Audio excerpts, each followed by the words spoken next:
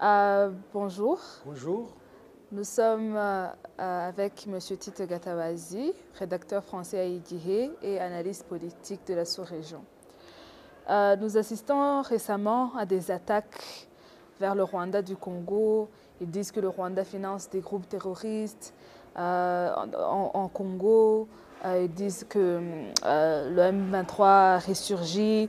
Ils disent qu'il y a beaucoup de conflits entre le Rwanda et le Congo, et même dans le Congo lui-même. Qu'est-ce qui se passe avec ça? Mais il se passe que on a depuis novembre de l'année dernière, le M23 a refait surface en attaquant le Congo à partir de Bunagana. Bunagana qui est la frontière entre le Congo et l'Ouganda. Cela est dû à quoi?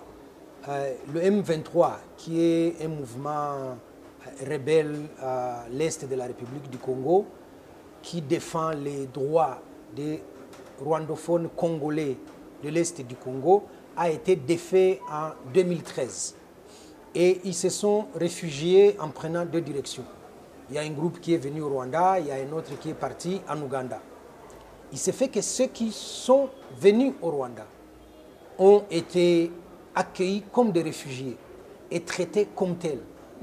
Ils ont été désarmés et ils ont été conduits dans un camp des réfugiés où ils sont sous le statut de Haut Commissariat des Nations Unies, où ils sont assistés comme tous les réfugiés. Seulement, ceux qui sont partis en Ouganda, on ne sait pas ce qui s'est passé avec eux et avec le gouvernement ougandais. Ça, c'était en 2013. Il s'est fait qu'ils ont signé des accords avec le gouvernement congolais pour les démobiliser, pour les réinsérer dans la société, tout ça.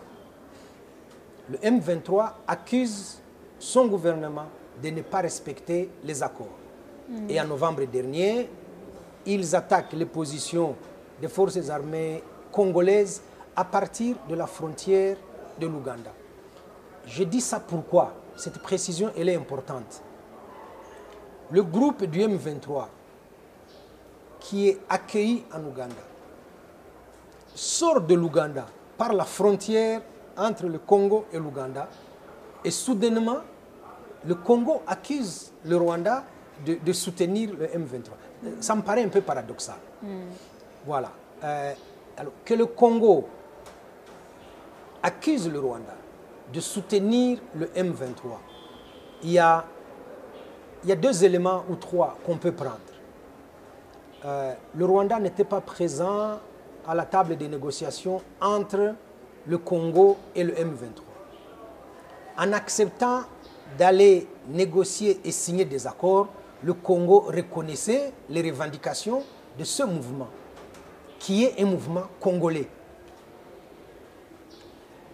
Que ces gens proviennent de l'Ouganda et que le Congo accuse le Rwanda, je crois qu'il y a un hiatus que seuls les Congolais peuvent expliquer pourquoi ils accusent le Rwanda. Même récemment, ils ont fait des décisions contre le Rwanda. Par exemple, ils ont arrêté le mouvement de Rwanda dans le Congo. Ils ont fait beaucoup de choses. Quelles sont les conséquences de ce genre de jugement? Quelles sont les conséquences de ce genre de décision politiquement? Politiquement, ça devine que c'est un problème très sérieux. Le Congo décide de suspendre les vols de Rwanda sur Goma, Lubumbashi et Kinshasa. Ça, c'était des accords commerciaux. Le Congo décide de convoquer l'ambassadeur du Rwanda à Kinshasa. Ça, c'est dans les rouages de la diplomatie. Ça existe, ça se fait. Que l'ambassadeur soit convoqué au ministère des Affaires étrangères, ça, c'est un classique dans la diplomatie.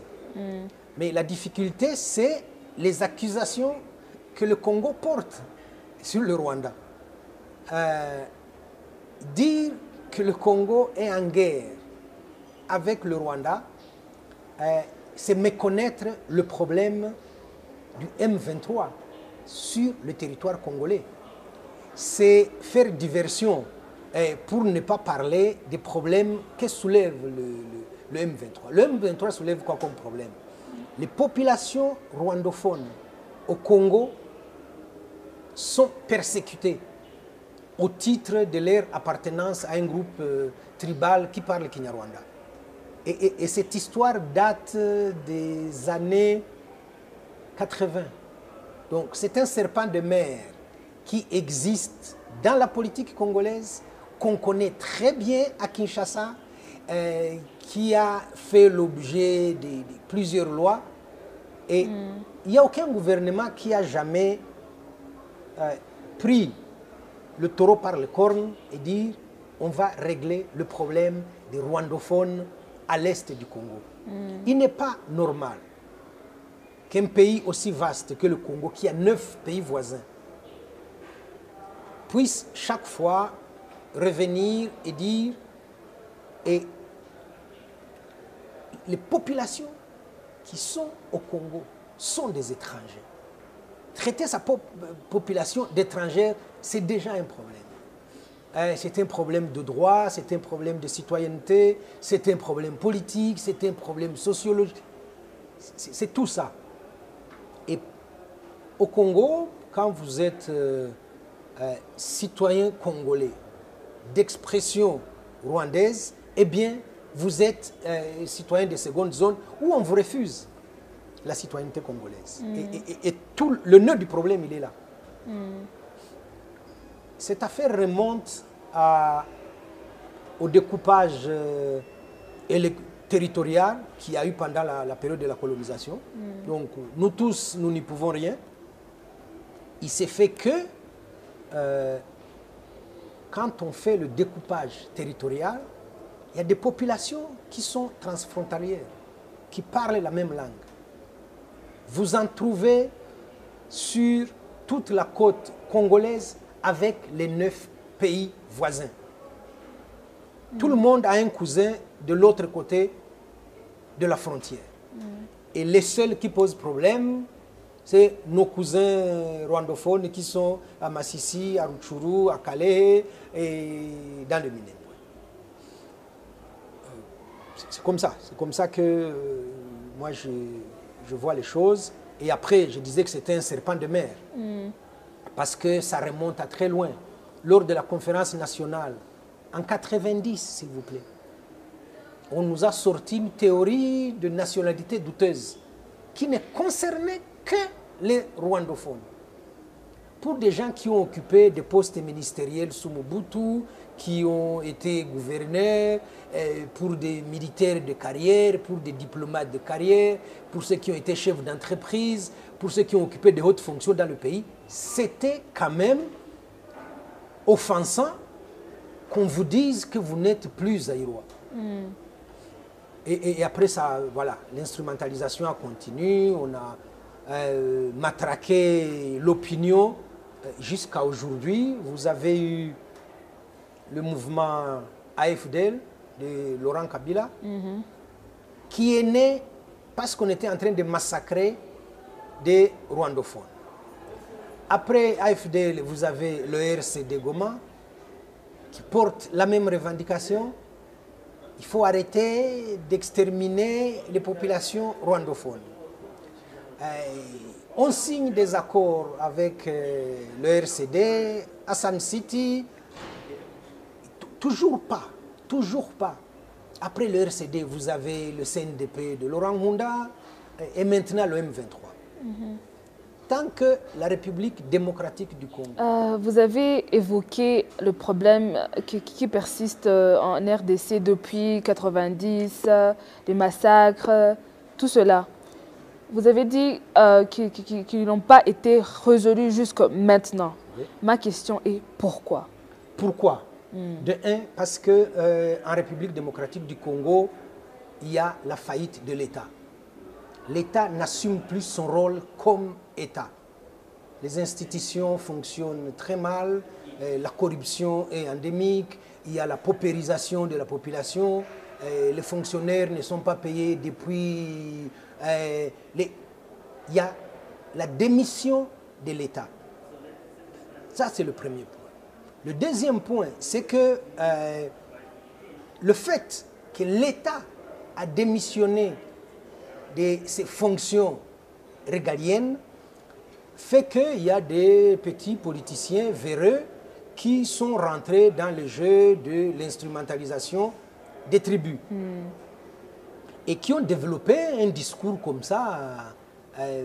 Eux, c'est des étrangers, eux, ils ne sont pas de chez nous, eux, ils sont des usurpateurs, ils ont une nationalité douteuse. Et d'ailleurs, j'en veux pour preuve, ils parlent Kinyarwanda. Parler Kinyarwanda, ça veut dire que c'est des Rwandais. Ce n'est même pas des ressortissants rwandais, c'est des Rwandais qui retournent chez eux. Et ça, quand tu as une population pauvre, quand tu as une population qui vit dans la misère, quand tu as une population qui est rackettée par l'armée et la police, elle est facilement manipulable. Et c'est ça qui a fait le terreau à la fois des manipulations et d'appel à la haine et de passage à l'acte. Voilà les deux grandes raisons pour moi qui font que, au jour d'aujourd'hui, un gouvernement congolais n'est pas capable de résoudre le problème d'insécurité qu'il y a à l'Est. Mais de ces groupes, de ces politiciens qui instrumentalisent les tribus, quel est le profit de cette instrumentalisation? Il y a un profit à court terme qui est le profit de se rendre le leader d'un groupe ethnique. Il y a le profit qu'il y en a qui passent par ce chemin pour devenir député, qui pour devenir ministre, qui pour devenir PDG d'une société étatique, tout ça pour aller piller. Il n'y en a pas un qui a été servir l'État comme on se met au service de l'État. Il n'y en a pas un seul qui a été dire « moi je vais faire du service public, je suis ministre de l'enseignement pour que les écoles marchent bien ». Ils vont à ces postes-là pour accéder aux ressources et s'enrichir personnellement. C'est ça la corruption qu'il y a au Congo. C'est ça la concussion qu'il y a au Congo. Et tous les avatars de la corruption se retrouvent au Congo. Le bénéfice est celui-là.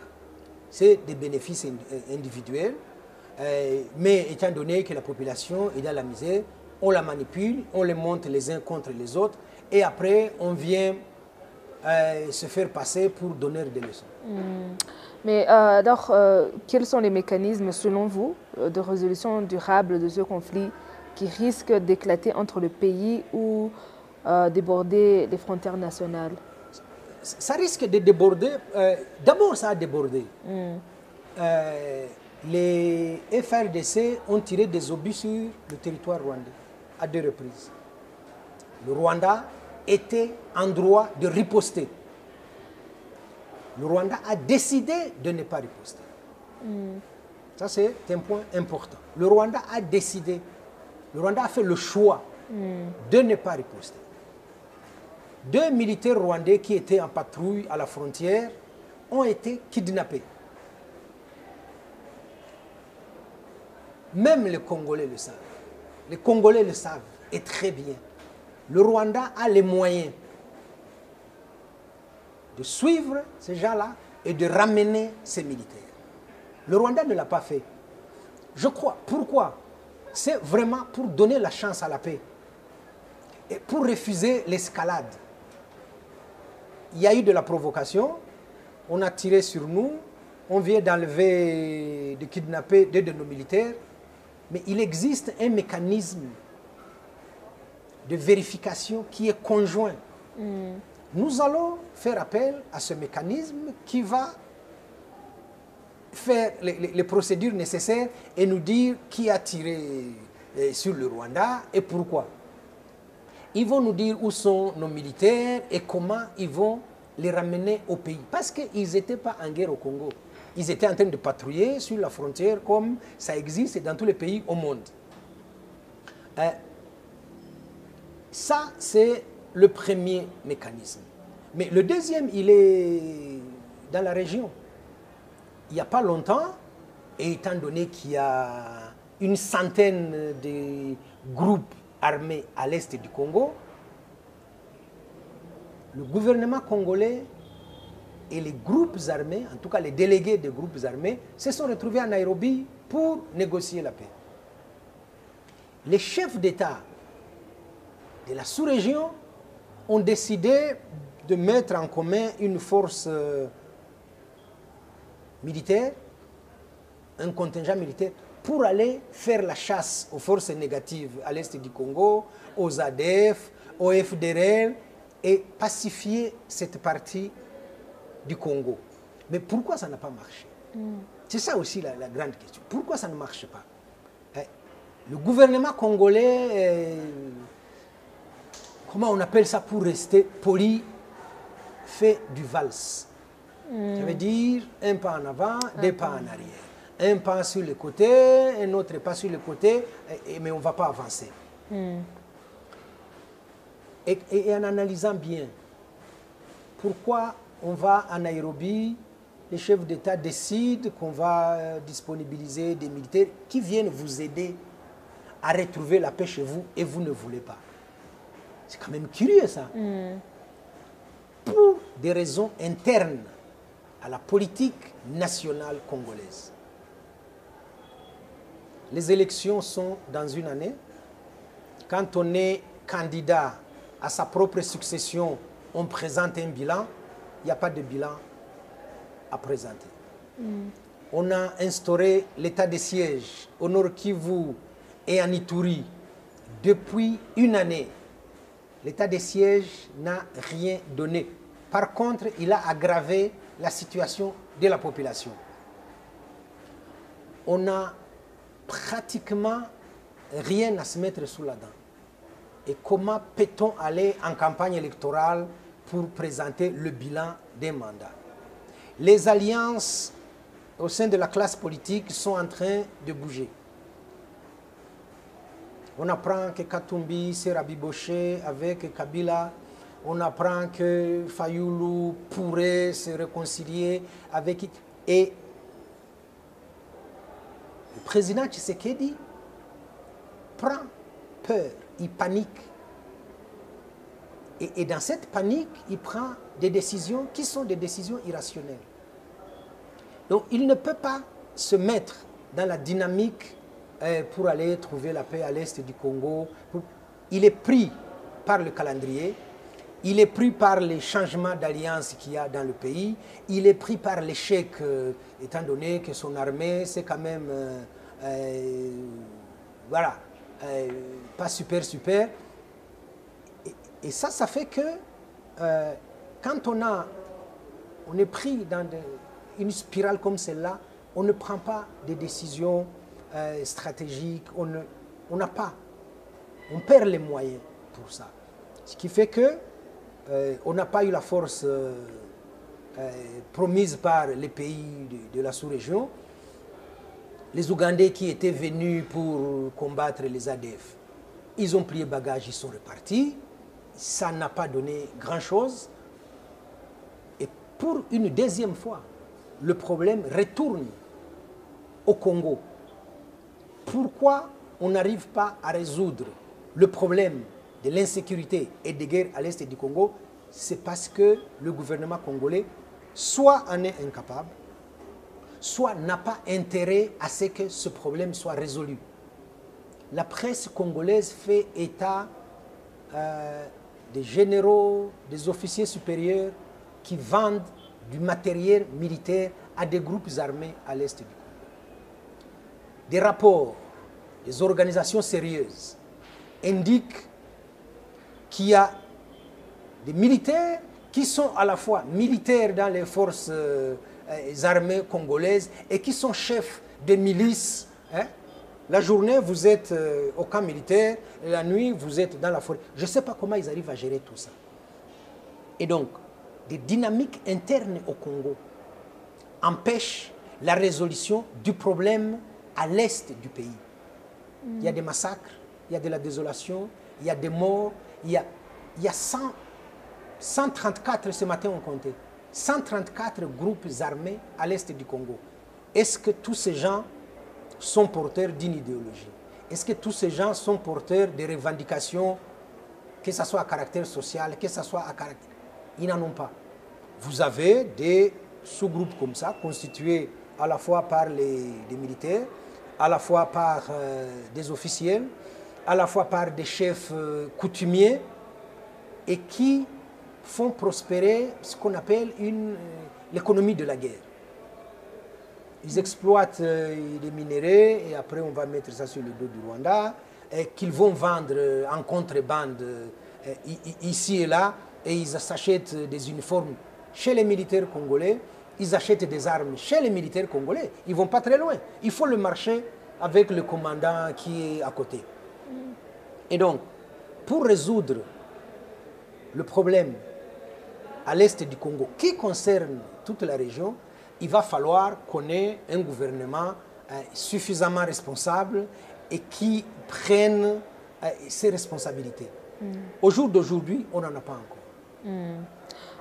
Y aurait-il d'autres mobiles de friction entre les deux pays si ce problème venait à être évacué? La politique a ceci d'étrange. Hein. Elle est infidèle, elle est changeante comme la météo. Il peut y avoir d'autres problèmes qui naissent après, si jamais on évacue la question des accusations mensongères de soutien à des mouvements rebelles au Congo. Ça ne peut pas m'effrayer que deux pays soient en difficulté. Ce n'est pas terrible qu'il y ait des problèmes entre eux. Il y a toujours des canaux de communication, s'il y a de la volonté de part et d'autre, pour régler ce problème, qu'il soit à caractère économique. Il y a même parfois des contentieux de frontières. Des pays qui se disputent une partie du territoire et qui trouvent des mécanismes pour régler ce problème qui peut dater de longtemps. Il faut qu'il y ait de la volonté de part et d'autre. Il faut identifier bien le problème. Parce que quand on fait diversion, on ne gère pas bien le problème. Il faut l'identifier, il faut le nommer et après, il faut le solutionner. Je crois que ça... on a eu des problèmes partout au monde, on a eu des guerres qui se sont arrêtées et les gens ont fini par faire la paix. C'est possible que demain il y ait de nouveaux problèmes, qu'il y ait des frictions et c'est possible que ça soit réglé à l'amiable et parfois même sans que l'opinion ne soit mise au courant.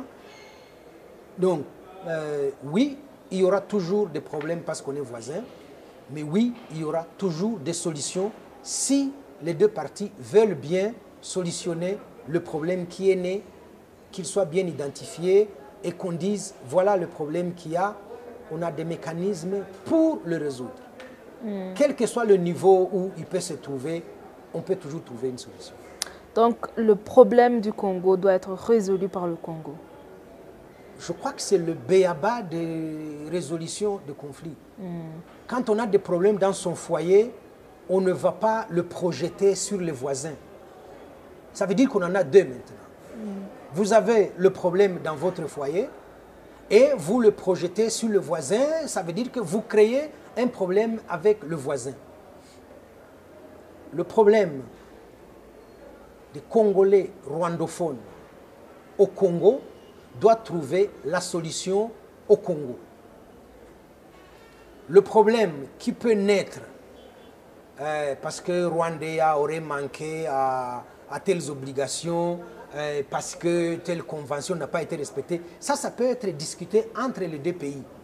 Rwandais, c'est une compagnie rwandaise qui a des vols dans des villes congolaises et qui a manqué à telle obligation. On peut en discuter et on peut dialoguer et on peut trouver des réponses. On peut même suspendre les vols en attendant de trouver la solution.